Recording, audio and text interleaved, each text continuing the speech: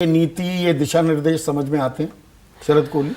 मेरे को इसमें मुझे लगता है कि विलफुल डिफॉल्टर एक क्रिमिनल ऑफेंस है और भले ही उस पर क्रिमिनल कार्रवाई चले पर विलफुल डिफॉल्टर को इस लिस्ट में नहीं होना चाहिए। मेरा पहला ये मानना है। विलफुल डिफॉल्टर के लिए कोई ऐसी एमनेस्टी स्कीम नहीं होनी चाहिए जो कि उसको बैठ के, जिसके सामने हम बेसिकली क्या करेंगे, हम एक क्रिमिनल के साथ बैठ के कॉम्प्रोमाइज करेंगे कि आइए ईमानदार कर्ज लेने वाले पर कड़ाई और जो कर रहे हैं जानबूझकर ना पैसे देने का कार्य, उनको आप सलामी दे रहे हैं। मैं उसी पे आ रहा हूं क्योंकि ईमानदार जो लोन अपना रीपे कर रहा है उसको एक गलत संदेश जाता है, क्योंकि वो जो ईमानदारी से कर रहा है उसको जब इस बात का मालूम पड़ेगा कि एक विलफुल डिफॉल्टर, जिसके विलफुल डिफॉल्टर की परिभाषा आपने करी, मैं और स्पष्ट कर देता हूं, मेरे पास पैसा है और मैं जानबूझ के पैसा नहीं दे रहा, मैलिफाइड इंटेंशन मेरी पीछे है कि मैं नहीं दूंगा, आप कर लो जो करना है, इस टाइप की वो अंदर एटीट्यूड है।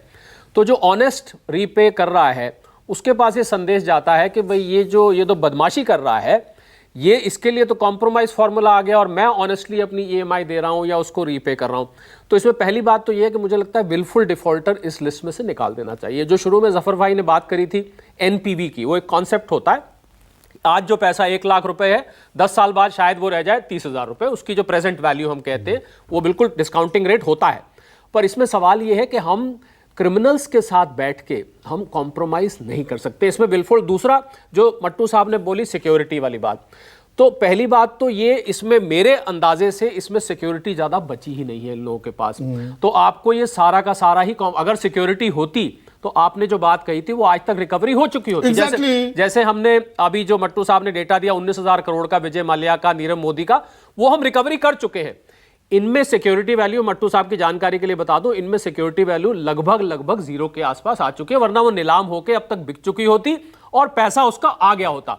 यहां पर सिक्योरिटी कोई बाकी नहीं है, ये प्योर 92,000। ऐसे वक्त में ये फैसला क्यों आया, सवाल बड़ा ये भी हो जाता है। मुझे जहां तक नजर आता है इसमें यह है कि अब इतने लीगल केसेस चल रहे हैं और सालों साल कोर्ट में चलते रहते हैं पहले आपके। और एक आपको बताऊं, एर्नाकुलम का एक डेट रिकवरी ट्राइब्यूनल का केस था जिसमें कि डीआरटी से बैंक ने यह छुपाया कि कितना पैसा हमने रिकवर करना है, डीआरटी अपनी कार्रवाई करता रहा। तो उन लीगल केसेस के ऊपर पूर्ण विराम लगाने के लिए यह स्कीम निकाली गई है। स्कीम की इंटेंशन समझ आ रही है कि भाई आप 10 साल बाद 1 लाख वसूलेंगे, आज अगर आपको नहीं, क्या इसमें एक कड़वी हकीकत ये छिपी हुई है जो खुलकर नहीं बोली जा रही, कि वो 10,05,913 करोड़ 2017 से 2022 के बीच जो राइट ऑफ हुए उसमें क्रिमिनल प्रोसीडिंग भी चल रही है, वो तो सिर्फ किताबों से हटे हैं और उनकी रिकवरी भी चल रही है।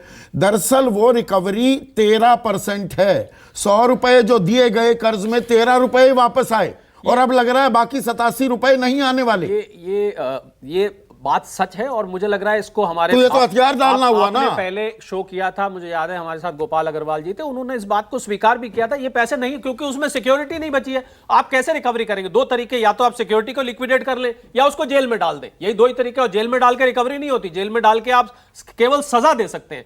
मुझे तो ये दीवाने खास के लिए ही क्यों, फिर तो दीवाने आम के लिए भी करो। बिल्कुल, आप अगर विलफुल डिफॉल्टर अगर इसमें रहते हैं तो मुझे लग रहा है, मैं जफर भाई से ये वो बैंक कर रहे हैं, मैं उनसे ये दरख्वास्त करूंगा कि इस लिस्ट में से विलफुल डिफॉल्टर को निकाल देना चाहिए। आप कॉम्प्रोमाइज करना चाहते हैं बाकी के साथ, जिसकी सिक्योरिटी जीरो हो चुकी है, चलो भाई भागते चोर की लंगोटी भली, अब जो मिल रहा है इससे ले लो।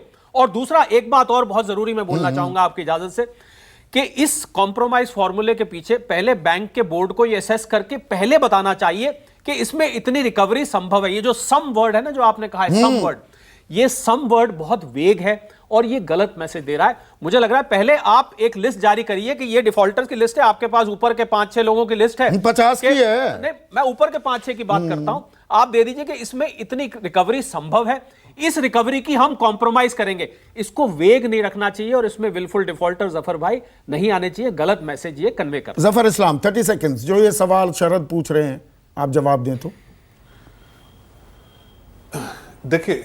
देखिए, ये मैंने कहा ना कि कोई भी नई स्कीम नहीं आई है। एक बहुत सारे सर्कुलर 1995 से अभी तक जो आए हुए हैं उसी का एक कंसोलिडेशन है और रैशनलाइजेशन है। ये मैं आपको बार बार इसको रिपीट कर रहा हूं। विलफुल डिफॉल्टर इसमें होने चाहिए थे, वो पहले कभी नहीं थे। एके मट्टू ने भी इस बात की तस्दीक की है। देखिए, जो नई चीज सुनिए, जो नई चीज आई है वो मैं ये बता देना चाहता हूं कि पहले जो है एनबीएफसीज और कोऑपरेटिव बैंक्स नहीं कवर्ड थे, उसको इस बार इसमें दायरे में लाया गया है। इस सर्कुलर में उस दायरे को बढ़ा के एनबीएफसीज और कोऑपरेटिव बैंक्स को लाया गया। विलफुल डिफॉल्टर पहले कभी इस तरह की रियायत नहीं मिली। लेकिन इस पूरे इसका सर्कुलर का मकसद एक ही है कि क्रिमिनल केसेस चलते रहेंगे।